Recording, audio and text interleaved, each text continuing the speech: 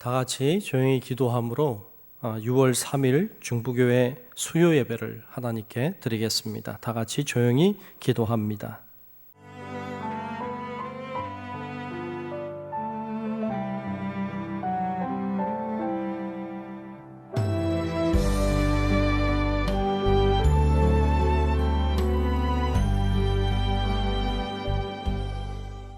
비록 무화과 나무가 무성하지 못하며 포도나무에 열매가 없으며 감람나무에 소출이 없으며 밭에 먹을 것이 없으며 우리의 양이 없으며 외양간에 소가 없을지라도 나는 여호와로 말미암아 즐거워하며 나의 구원의 하나님으로 말미암아 기뻐하리로다. 참 좋으신 아버지 하나님, 오늘도 수요 예배를 드립니다. 이 자리에 성령으로 임재하고 계심을 믿습니다. 온라인으로 예배하지만 각 가정에 우리 교인들이 있는 처소에 하나님 임재하여 주셔서 이 시간 우리가 드리는 예배를 받아주시고 각 사람에게 필요한 말씀과 은혜와 능력을 허락하여 주시옵소서. 예배의 시종을 주님께 맡기옵고 살아계신 예수님 이름으로 간절히 기원하옵나이다. 아멘. 다 같이 찬송가 95장 나의 기쁨 나의 소망 되시며 함께 찬송 부르겠습니다.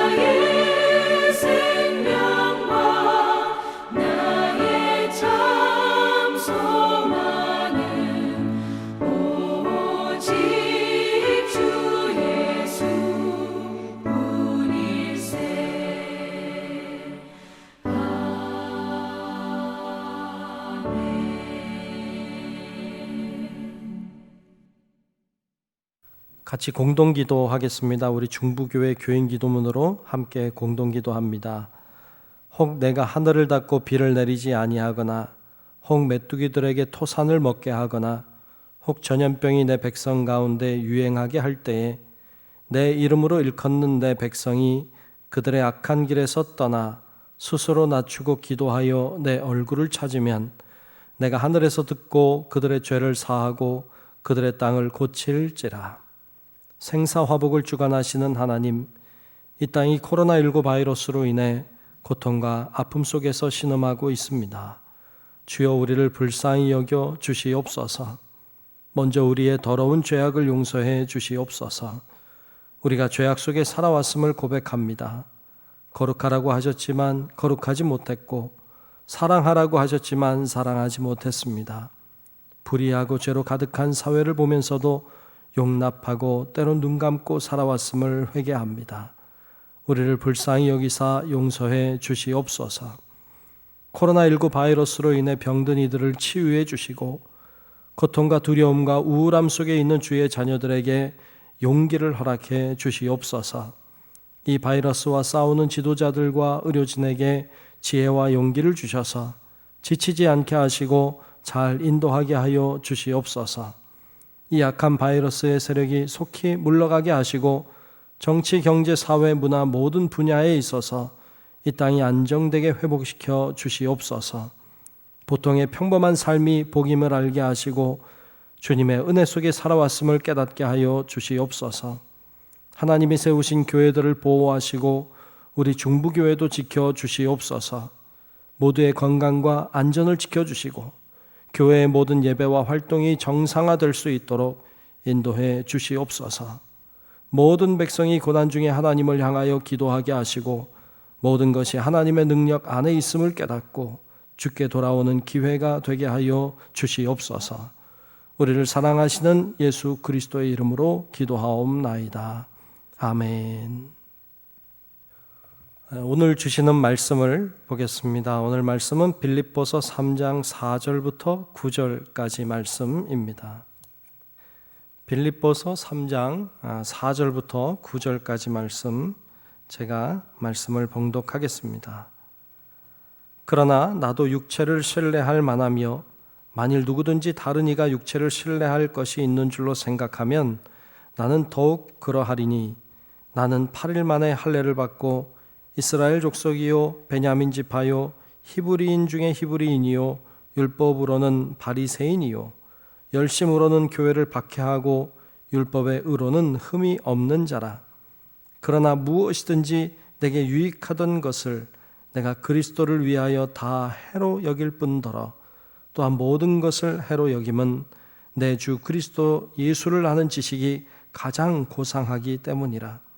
내가 그를 위하여 모든 것을 잃어버리고 배설물로 여김은 그리스도를 얻고 그 안에서 발견되려 함이니 내가 가진 은은 율법에서 난 것이 아니요 오직 그리스도를 믿음으로 말미암은 것이니 곧 믿음으로 하나님께로부터 난 의라. 아멘.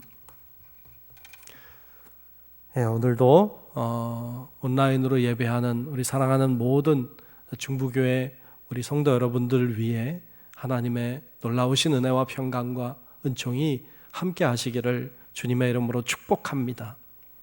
오늘은 빌립보서 3장 4절로 9절 말씀을 통해서 더 중요한 것을 위하여 라는 제목으로 함께 말씀을 나누겠습니다. 이런 말이 있죠. 술에 물 탄 듯 물에 술 탄 듯 이란 말입니다. 술에 물 탄 듯 물에 술 탄 듯 이란 말은 무슨 뜻일까요? 술에다가 물을 타고 물에다가 술을 탔으니 이것은 이것도 아니고 저것도 아니라는 의미일 것입니다. 이건 술도 아니고 물도 아니라는 것이죠. 즉 이것도 아니고 저것도 아닐 때 이런 표현을 사용하곤 합니다. 요즘에 복음도 그렇습니다. 복음도 다른 것을 이렇게 섞어서 복음 같지 않게 만들어버리는 이런 경향들이 참 많이 일어나고 있습니다. 복음이긴 한데 복음 같지 않은 그런 현상들, 또 그렇게 만드는 사람들이 많이 존재하고 있고 오늘 이 시대가 그런 이상한 복음들을 만들어내는 그런 분위기로 가고 있는 것을 볼 수 있습니다. 요즘에 코로나19 바이러스로 인해서 참 많이 힘들어하고 어려운 때를 지나가고 있습니다. 어떤 사람들은 그런데 그런 생각, 그런 말을 하는 사람들도 있습니다. 예수님을 진짜로 믿는 사람들은 바이러스에 걸리지 않는다, 이렇게 말하는 사람들이 있습니다. 진짜로 예수님을 믿는 사람이라면 바이러스에 걸리지 않는다고. 그래서 마음대로 막 합니다. 마스크도 안 하고 사람과 거리두기도 안 하고, 그러면서 마치 거리도 안 두고 마스크도 안 하고 다니면 믿음이 있는 사람인 것처럼 그렇게 생각합니다. 그리고 반대로 어떤 사람이 마스크를 하고 다니고 그리고 거리두기하고 조심하면 그 사람이 믿음이 없는 사람인 것처럼 그렇게 판단하고 정죄하는 그런 분위기도 있습니다. 어떤 교회는 자기네 교회에만 예수님이 계시는 것처럼, 자기네 교회에만 성령님이 역사하는 것처럼 이렇게 거짓되게 말하고, 그래서 우리 교회는 마스크 안 한다, 그래도 우린 걸리지 않는다. 참 안타깝습니다. 이건 복음이 아닙니다. 마치 복음인 것처럼 보이지만 복음이 아닙니다.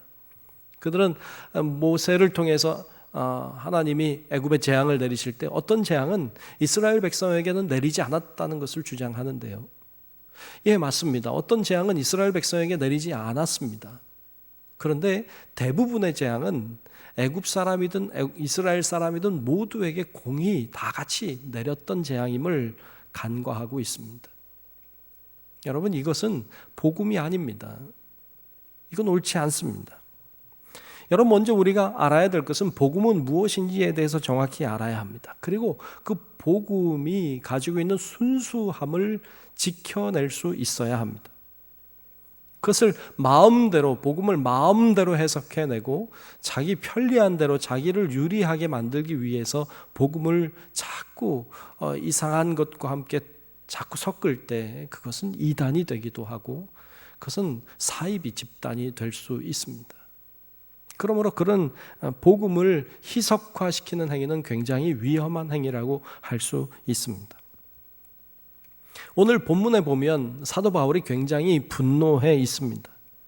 그 이유는 빌립보 교회 안에 복음을 희석시키는 사람들이 있었기 때문입니다.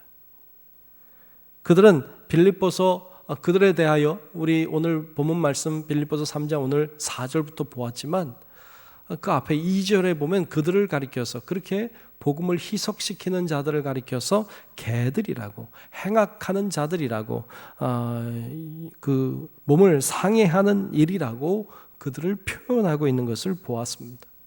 그리고 바로 앞절인 빌립보서 3장 3절에는 그들이 바로 할례를 주장하는 그 할례파들임을 간접적으로 보여주고 있습니다. 이 할례파라고 하는 것은 예수님을 믿는 믿음이 중요하다, 맞다. 그러나 할례를 그래도 행해야 된다라고 강조한 사람들이었습니다. 예수님을 믿긴 믿어도 할례를 행해야 된다, 즉 율법을 지켜야만 한다라고 강조했던 사람들이었습니다. 사도 바울은 이들에 대하여 반박했습니다. 그리고 분노했습니다.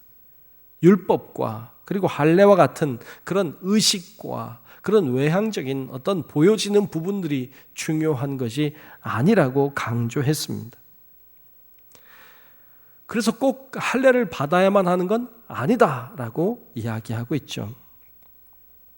그런데 이들은 여전히 보이는 것들, 어떤 세상적이고 세속적인 것들, 어떤 그런 것들을 자랑한 것으로 보입니다.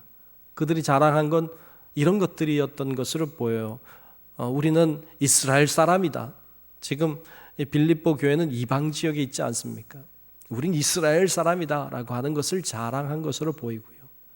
나는 태어난 지 8일 만에 율법을 따라 할례를 받은 사람이라고 자랑한 것으로 보입니다. 나는 율법을 안다고 자랑하고 있고, 자기가 율법대로 사는 것처럼 자랑하고 있고 내가 얼마나 열심을 내고 있는지를 자랑하고 있는 자들이었던 것으로 보입니다. 이에 분노한 바울이 자신의 이야기를 시작합니다. 오늘 본문 말씀 4절에 보면 이렇게 시작하고 있죠. 그러나 나도 육체를 신뢰할 만하며 만일 누구든지 다른 이가 육체를 신뢰할 것이 있는 줄로 생각하면 나는 더욱 그러하리니. 아멘. 다른 사람이 육체를 신뢰할 만하면 나도 그렇다. 나도 자랑할 만하다라고 말합니다. 그러면서 그는 5절과 6절에 자기를 자랑하고 있습니다. 사실 부끄러운 일이지만 자신을 자랑하고 있죠. 5절과 6절을 제가 보겠습니다.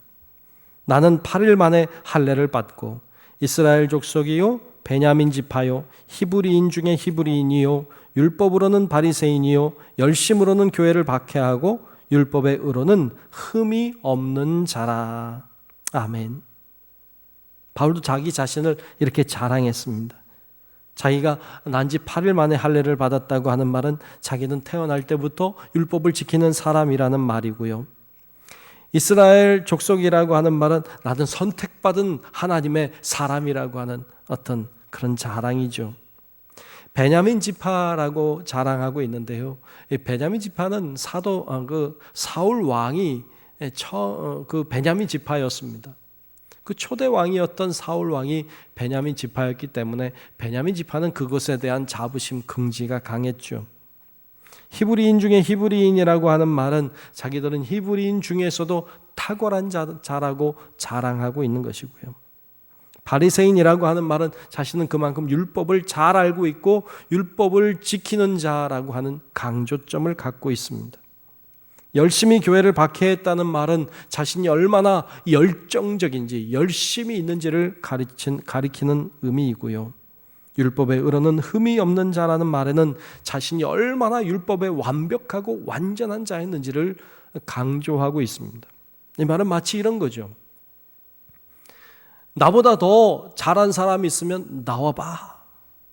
이렇게 말하는 것이죠. 나보다 더 잘난 사람이 있으면 나와봐. 나만한 사람이 있으면 나와봐. 한번 붙어보자. 이런 말투, 이런 뉘앙스가 많이 풍겨 나옵니다. 자신만만한 것이죠. 그런데 이 나만큼 된 사람 나와봐 이 말에는 정말 나와서 나랑 한번 붙어보자 그런 말이 아닙니다. 이 말은 이런 말이죠. 그런 거 그딴 거 자랑하지 마라. 그런 거 자랑하고 잘난 체 하지 마라. 그런 말입니다. 어린 시절에 그런 아이들끼리 그런 이야기 또는 그런 자랑했던 기억들이 종종 납니다. 어떤 아이가 말합니다. 야, 우리 집에 진짜 이만한 금덩어리가 있어 라고 자랑합니다. 이만한 금덩어리 있다고 하니까 옆에 있던 친구가 에이, 우리 집에는 이만한 금덩어리 있어 이렇게 자랑하는 것이죠. 아이들끼리 그냥 막 자랑하는, 얼마나 유치합니까? 요만한 금덩어리가 정말 있는지 없는지 모르죠. 정말 이따만한 금덩어리가 있는지 모르죠. 중요한 건 그들이 그렇게 유치하게 자기가 더 많이 가졌다고 자랑한다는 것입니다. 마치 이런 식으로 지금 자랑하고 있는 것이니까 유치한 것이죠. 고린도후서 11장 22절과 23절에서도 이와 비슷한 말을 그가 하고 있는데요. 거기 말씀해 보면 이래요. 그들이 히브리인이냐 나도 그러하며 그들이 이스라엘인이냐 나도 그러하며 그들이 아브라함의 후손이냐 나도 그러하며 그들이 그리스도의 일꾼이냐 정신없는 말을 하거니와 나도 더욱 그러하도다 그랬어요. 여기 보면 나도 그렇다 내가 정신없는 말을 하거니와 라고 했는데요. 공동번역에서는 이것을 미친 사람 말 같겠지만 이라고 번역했어요. 이게 미친 사람 말 같지만 유치하지만 그렇지만 나도 그렇다 말이죠. 유치한 것이죠. 여러분들의 자랑은 무엇입니까? 여러분들이 내세울 만한 자랑거리는 무엇입니까? 여러분들이 다른 사람에게 자랑하는 자랑의 내용은 무엇입니까? 내가 얼마나 예쁘고, 내가 얼마나 잘생겼고, 내가 얼마나 키가 크고, 뭐 이런 것들입니까? 내가 얼마나 돈을 많이 가졌고, 얼마나 좋은 집에 살고, 내가 어떤 자동차를 몰고 있고, 나는 어떤 옷과 어떤 가방, 명품을 가지고 있는지, 이런 것들이 자랑입니까? 여러분들의 자녀들을 자랑하고, 여러분들이 아는 사람을 자랑하고, 나는 이만큼 올라가 봤다, 나는 이런 일도 해봤다, 나는 이런 것도 할 수 있다, 뭐 이런 것들이 자랑거리입니까? 여러분, 다 유치한 것입니다. 다 그렇게 중요한 것 아닙니다.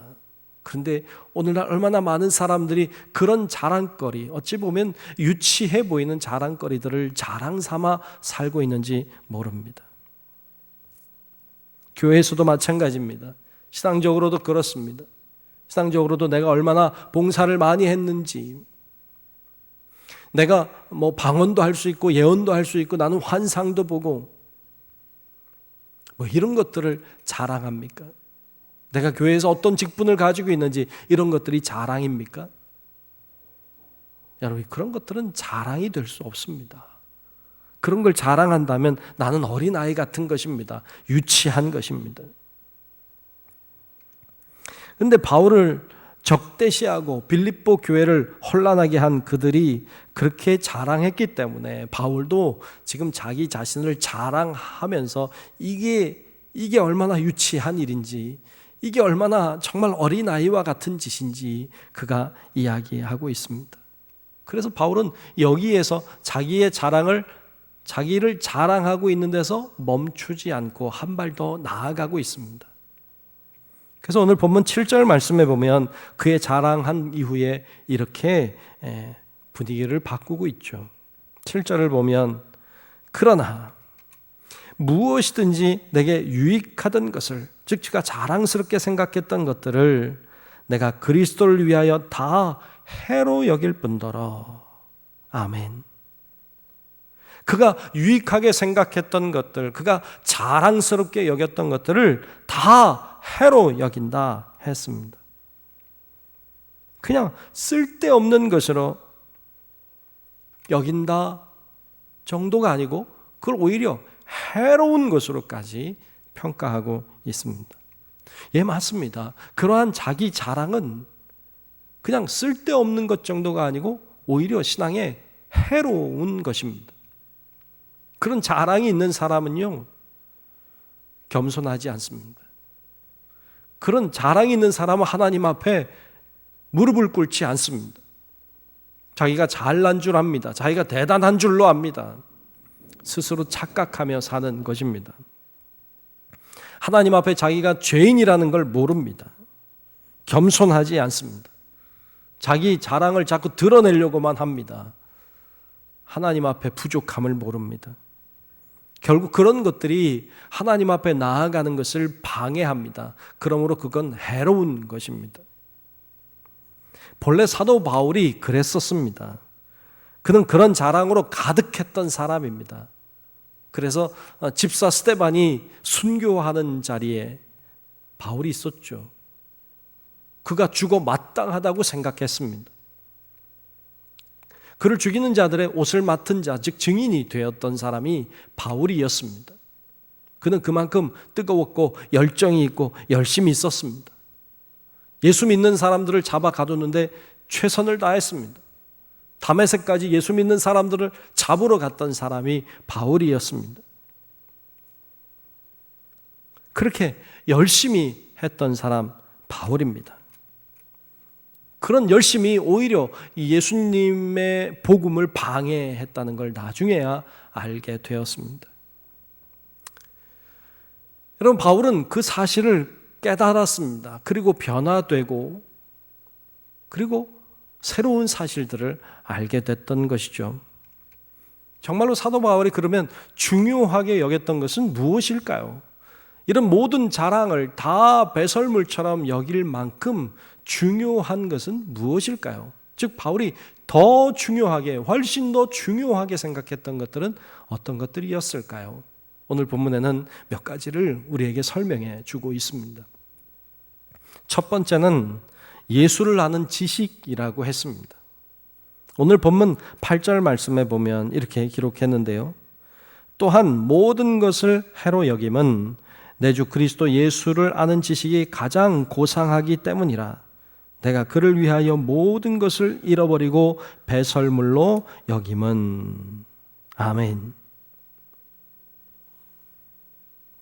앞에서 바울은 자신의 어떤 외적이고 세속적인 어떤 세상적인 그런 자랑거리들을 자랑했습니다. 사실 그것은 자랑할 만한 것들이 자기 자신, 그 사도 바울 입장에서는, 예전의 입장에서는 자랑할 만한 것들이었죠. 누가 봐도 부러워할 만한 것이었죠. 하지만 그 모든 것들을 바울은 다 해로 여겼습니다. 바울에게 있어서 그 모든 것들은 다 복음의 해가 된다는 것을 알고 있었습니다. 그것은 바울에게만 그런 것이 아닙니다. 모든 사람들에게 다 그렇습니다. 그런 자랑을 내세우는 사람은 하나님 앞에 겸손하지 않습니다. 그래서 바울은 이 모든 것을 다 버렸습니다. 배설물로 여겼습니다. 오물입니다. 인분을 가리킵니다. 이런 것들은 보고 싶지도 않다는 것입니다. 그럼 왜 그에겐 그러면 무엇이 중요한 것이었을까요? 오늘 본문에서 지금 이야기하고 있는 것처럼 내 주 그리스도 예수를 아는 지식이 가장 고상하기 때문이라고 말씀했습니다. 즉 무엇이 가장 중요합니까? 그리스도 예수를 아는 지식이 가장 중요하다고 이야기하고 있습니다. 즉 다시 쉽게 얘기하면 예수님을 아는 것입니다. 아무리 세상에 대단한 것들을 가지고 있다 할지라도 예수를 모르면 그건 아무것도 아닙니다. 그 모든 것을 다 버려서라도 예수를 알 수 있다면 모든 걸 다 버릴 수 있다는 것이죠. 그것이 바울이 이야기하는 것입니다. 핸드릭슨이라고 하는 분은 이 이야기를 이렇게 표현하고 있는데요. 솟아오르는 태양 앞에서 모든 별이 꼬리를 감추듯이, 맞습니다. 태양이 떠오르면 별들은 다 사라집니다. 작은 빛들이기 때문이죠. 크고 값진 진주 앞에서 모든 보석이 광채를 잃어버리듯이, 그렇죠. 빛나는 보석, 아름다운 보석 앞에 다른 보석들은 빛을 잃게 될 것입니다. 바울에게 있어서 내 주 그리스도 예수와의 깊은 교제 앞에서 그 밖에 모든 것들은 빛을 잃었다고 했습니다. 맞습니다. 정말 바울에겐 그게 중요했습니다. 여러분들은 어떻습니까? 여러분들은 예수님을 아십니까? 그래도 이렇게 수요일 날 여러분 영상 예배 드리고자 영상 앞에 앉으신 여러분들은 그래도 예수를 아는 분들이라고 저는 믿습니다. 무엇을 알고 계십니까? 예수님이 하나님이심을 아십니다. 하나님이신 예수님이 하늘 보좌를 버리고 이 땅에 오셨다는 사실을 알고 있습니다. 왜 오셨습니까? 우리를 사랑하기 때문에 오셨습니다. 오셔서 이 땅의 삶을 사셨습니다. 그리고 우리를 사랑하기에, 우리를 구원하시기 위해, 우리의 죄 문제를 해결하시기 위해 고난의 길을, 십자가의 길을 가셨습니다. 그리고 십자가에 죽기까지 순종해 주셨습니다. 그분은 우리를 구원하시고 우리에게 영생을, 우리에게 천국을 허락하시기 위하여 그분은 죽음 가운데서 다시 살아나는 부활주가 되셨습니다.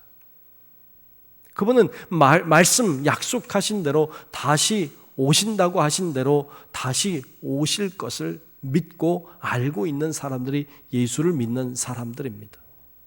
그분이 나를 얼마나 사랑하시는지, 그분이 나를 통해 무엇인가를 하시려고 한다는 뜻을 알고, 또 정말 그분만이 길이요 진리요 생명 되심을 알고 있는 사람들, 우리들 아닙니까? 우리는 그러므로 예수님을 아는 사람들입니다. 이것이 얼마나 소중하고, 이것이 얼마나 값지고, 이것이 얼마나 놀라운 은혜이고 기적인지 모릅니다. 여러분, 우리 성도 여러분들 모두가 내가 예수를 알고 있다고 하는 사실이 얼마나 놀라운 일인지를 진정 깨닫는 그런 은혜가 있기를 주님의 이름으로 축복합니다. 천국이 바로 그런 것입니다. 예수님은 천국을 여러 가지 비유로 표현하여 가르쳐 주셨는데요. 특별히 마태복음 13장에 보면 이제 예수님의 비유가 몇 가지 등장합니다. 그 중에 이런 비유가 나오죠. 천국은 마치 밭에 감추인 보화와 같다 했습니다. 어떤 사람이 밭에 감추어져 있는 보화를 발견한 것이죠. 집에 돌아갑니다. 그리고 자신의 모든 것을 다 청산합니다.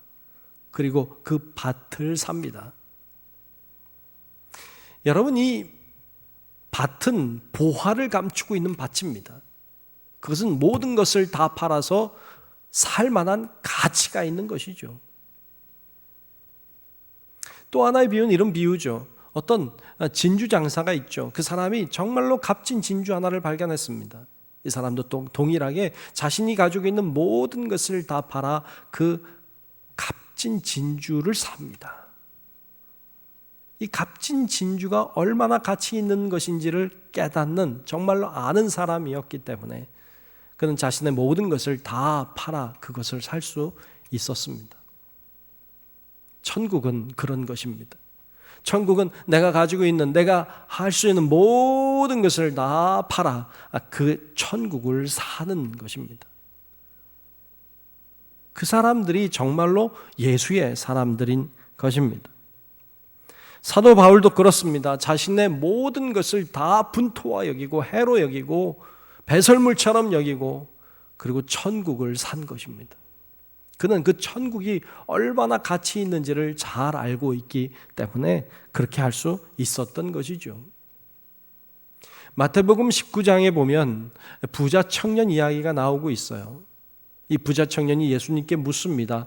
어떻게 해야 영생을 얻느냐고 묻죠. 예수님이 계명을 지키라 했습니다. 다 지켰다니까 예수님이 그 청년에게 이렇게 말씀하십니다. 마태복음 19장 21절입니다. 이렇게 말씀하시죠. 예수께서 이르시되 내가 온전하고자 할진대 가서 내 소유를 팔아 가난한 자들에게 주라. 그리하면 하늘에서 부화가 내게 있으리라. 그리고 와서 나를 따르라 하시니. 즉 모든 것을 다 팔아 가난한 자를 나누어 줘라. 그럼 하늘에서 보화가 있다. 즉 하늘의 보화를 위하여 이 땅의 모든 재물을 다 버리라 라고 하신 것이죠. 그때 이 청년이 어떻게 했을까요? 이 청년이 이렇게 반응했죠. 마태복음 19장 22절에 보면 그 청년이 재물이 많음으로 이 말씀을 듣고 근심하며 가니라. 이 청년은 이 천국, 하늘의 보화의 가치를 몰랐습니다. 영생을 사모하는 사람처럼 보였지만 사실 그는 그것보다 자신의 소유를 더 귀중하게 생각했던 것이죠. 이 사람은 어리석었습니다. 더 중요한 것을 위하여 덜 중요한 것을 포기해야 되는데 그것을 내려놓지 못했습니다. 생각해 봅시다.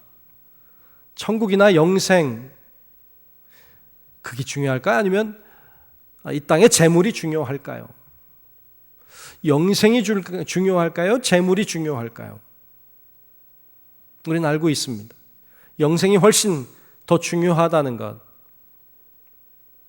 그런데 우리는 재물을 더 중요시하며 삽니다. 재물을 팔아 영생을 소유하는 자들이 아니라 영생을 등한히하고 오히려 재물을 따라가는 삶을 살고 있습니다. 이것은 그리스도 예수를 아는 지식이 있는 게 아닙니다. 이런 자들은 천국을 소유할 수 없습니다.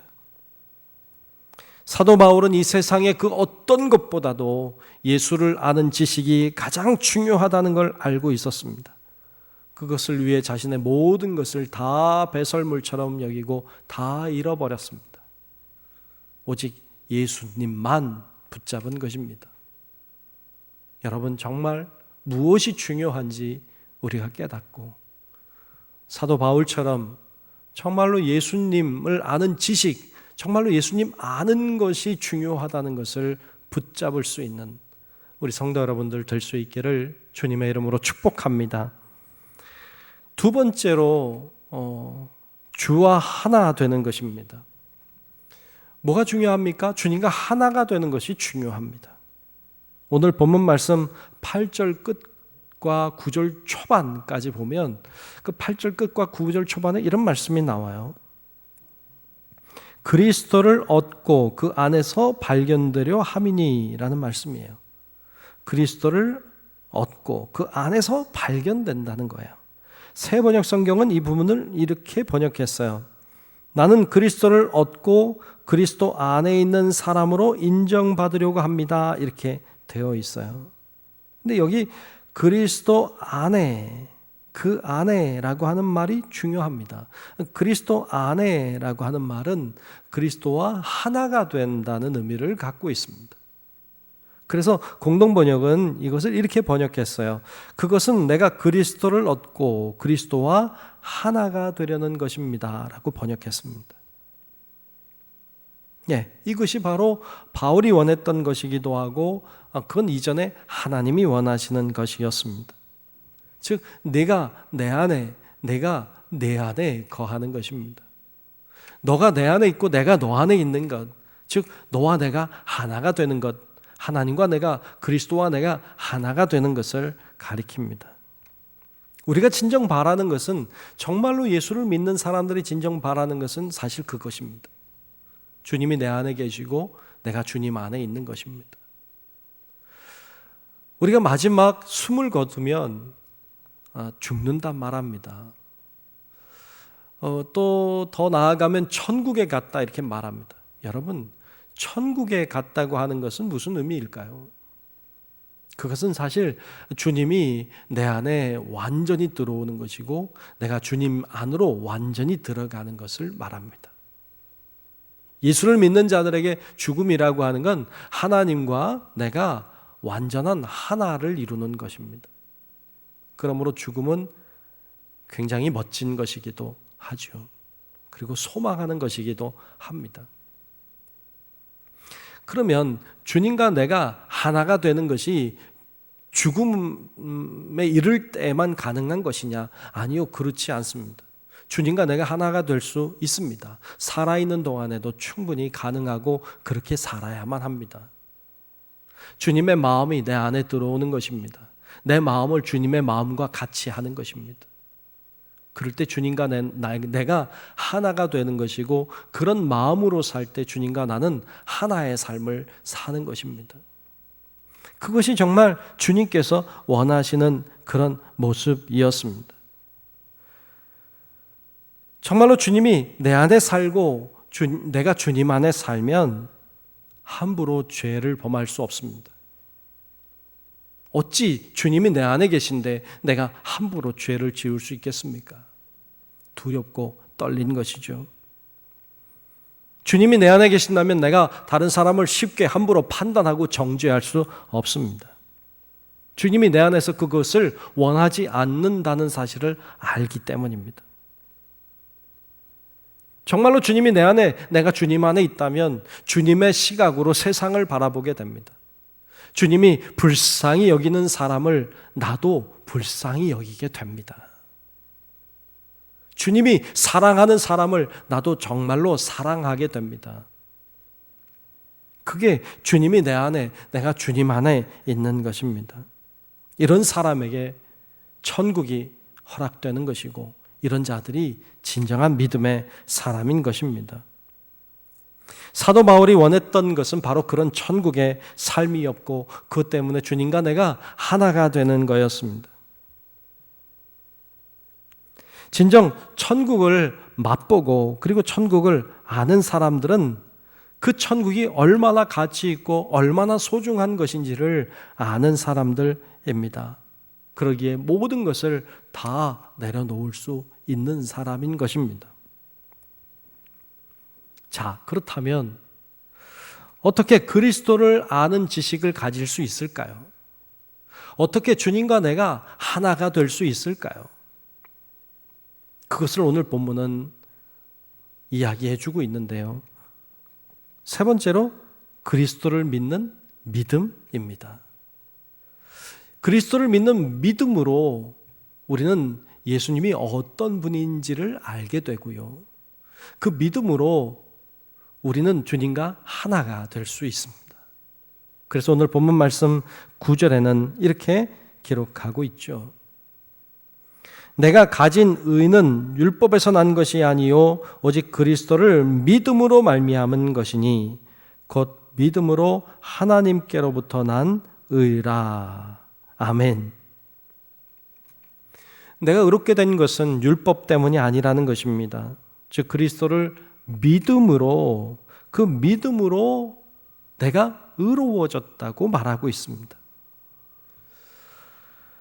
율법을 지킴으로 그리스도를 아는 지식을 가지게 된 게 아닙니다.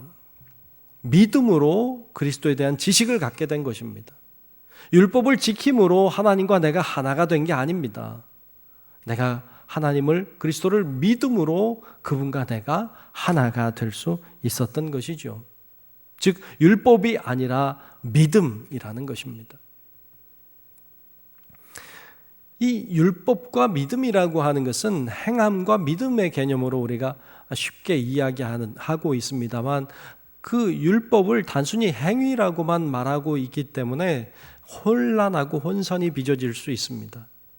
그래서 좀 이해하기 쉽게 하기 위해서는 이해하기 쉽도록 하기 위해서 이 행위를 둘로 나눠볼 필요가 있습니다. 하나는 믿음 없는 행위이고요. 또 하나는 믿음이 있는 행위입니다. 먼저 믿음이 없는 행위를 보면 믿음이 없는 행위를 율법이라고 할 수 있습니다. 율법은 믿음을 강조하지 않고 행함만을 강조하는 것입니다. 이걸 통해서는 구원이 없습니다. 여기는 방법이 없습니다. 율법만으로, 인간이 어떤 행함만으로 구원에 이룰 수는 없습니다. 인간이 착하고 선한 일을 통해서 어떤 그런 행위를 통해서 구원에 이른다? 이거는 불가능합니다. 이 세상에는 의인이 한 명도 없기 때문입니다. 모두가 다 죄인이기 때문에 의로운 행위만 하면서 살 수 있는 인간은 이 세상에 단 한 명도 없습니다. 그러므로 이 방법으로는 구원도 없습니다.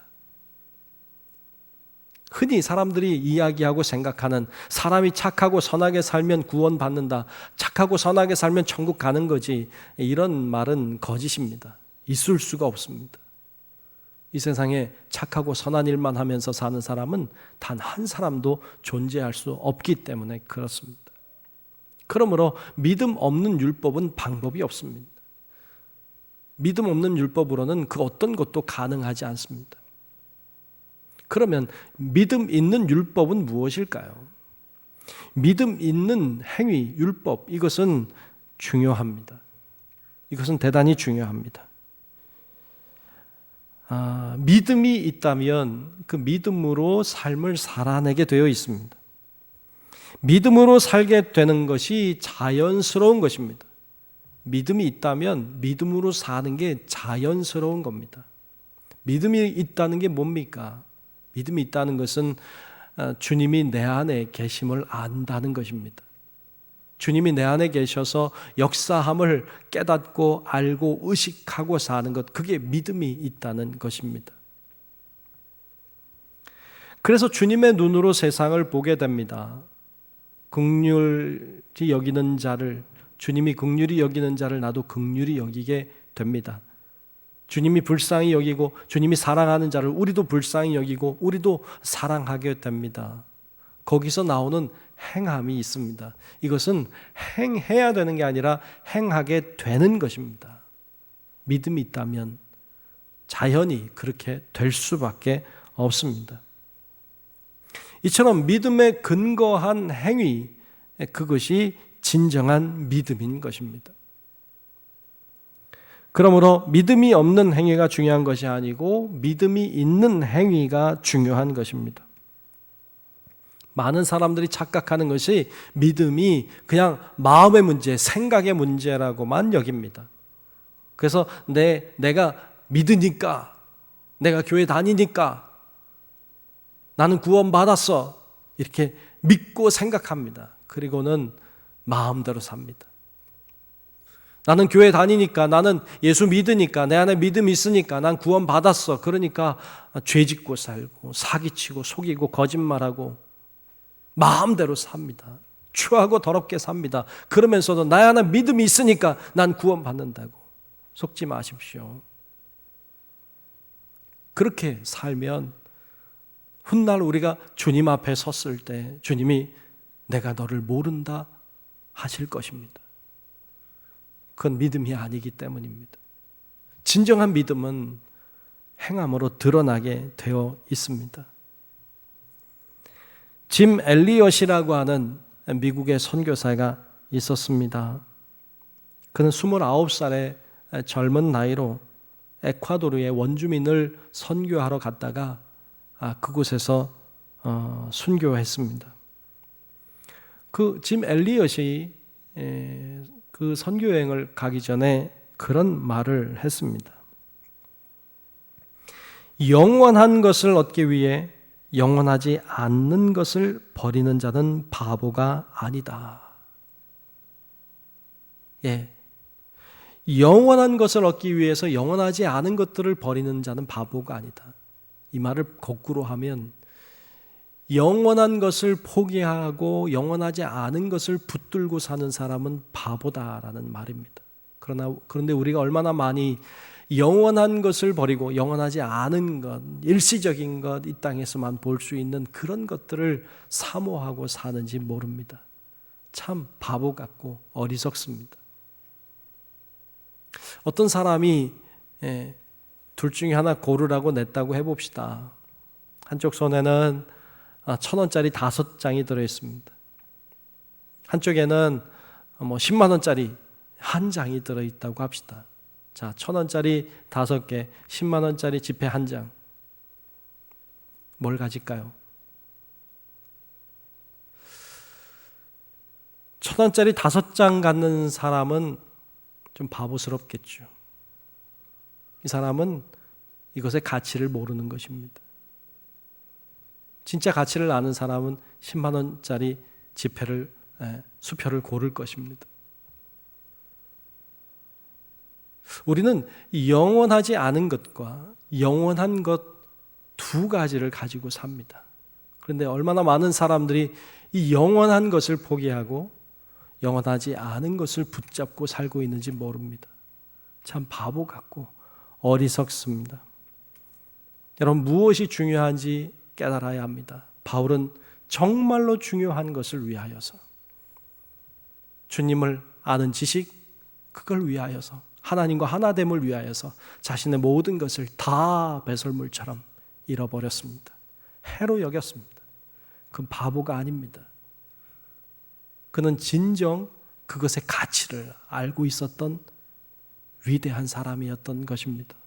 여러분, 우리도 버려야 될 것들을 버리고 내려놓아야 될 것들을 내려놓고, 그리고 정말로 중요한 가치의 것을 붙잡고 사는 우리 복된 하나님의 사람들이 다 될 수 있기를 주님의 이름으로 축원합니다. 기도하겠습니다. 하나님, 오늘 바울이 정말로 중요한 것을 위해서 덜 중요한 것들을 배설물처럼 해로 여겼던 것을 보았습니다. 하나님, 우리가 이 세상에 참 보잘것없는 자랑거리들, 보잘것없는 세상적이고 세속적인 것들만 붙잡고 살다가 영원한 것, 정말로 중요한 것을 잃어버리는 어리석은 자들이 되지 않게 하시고, 정말 하나님 안에서 더 중요한 것을 위해 덜 중요한 것들을 내려놓을 줄 아는 참된 하나님의 사람들 다 되게 하여 주시옵소서. 예수님 이름으로 간절히 기도하옵나이다. 아멘. 다 같이 찬송가 94장 주 예수보다 더 우리 함께 찬송 부르겠습니다.